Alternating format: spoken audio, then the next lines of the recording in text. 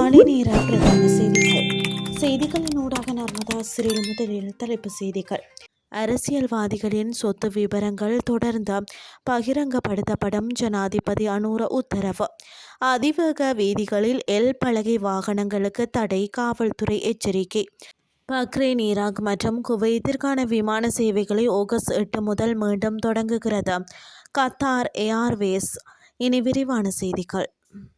மக்கள் பிரதிநிதிகள் மற்றும் அரசியல்வாதிகளின் சொத்து மற்றும் பொறுப்பு விபர பிரகடனங்கள் தொடர்ந்து பொதுமக்களின் பார்வைக்கு பகிரங்கப்படுத்தப்படுவதை உறுதி செய்யும் வகையில் முன்மொழியப்பட்டுள்ள ஊழல் எதிர்ப்பு சட்ட திருத்தங்களில் மாற்றங்களை செய்யுமாறு ஜனாதிபதி அனுரகுமார திசாநாயக்க உத்தரவிட்டுள்ளார். 2023 ஆண்டின் 9ஆம் இலக்க ஊழல் எதிர்ப்பு சட்டத்தின் கீழ் சுமார் 1,60,000 பேர் சொத்து விபரங்களை சமர்ப்பிக்க வேண்டியுள்ளது.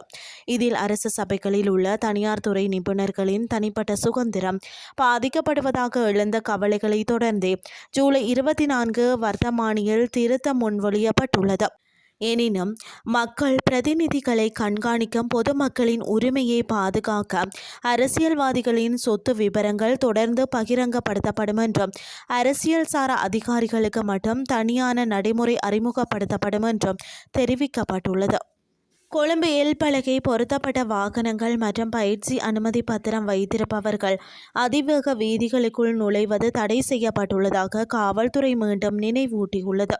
சாரதி பயிற்சி அனுமதி பத்திரம் அதிவேக வீதிகளுக்கு செல்லுபடியாகாது என்பதுடன் முழுமையான அனுமதி பத்திரம் பெற்ற ஒருவர் அருகில் இருந்தாலும் எல் பலகை வாகனங்களை செலுத்த முடியாது. மீறுபவர்கள் நுழைவாயிலேயே தடுக்கப்பட்டு அபராதம் அல்லது நீதிமன்ற நடவடிக்கைகள் எடுக்கப்படும். மேலும் இத்தகைய விபரங்களுக்கு காப்பீட்டு இழப்பீடுகளும் நிராகரிக்கப்படலாம் என எச்சரிக்கப்பட்டுள்ளது. இனி வெளிநாட்டு செய்திகள்.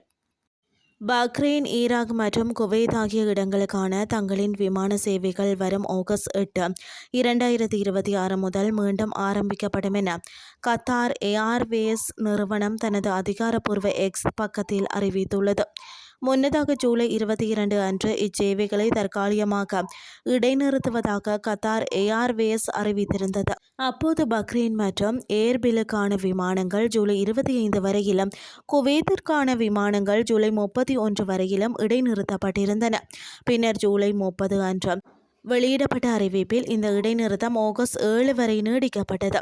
தற்போது விதிக்கப்பட்டிருந்த இடைநிறுத்த காலம் முடிவடையும் நிலையில் ஆகஸ்ட் 8 முதல் வழமையான விமான சேவைகள் மீண்டும் இயங்க உள்ளன.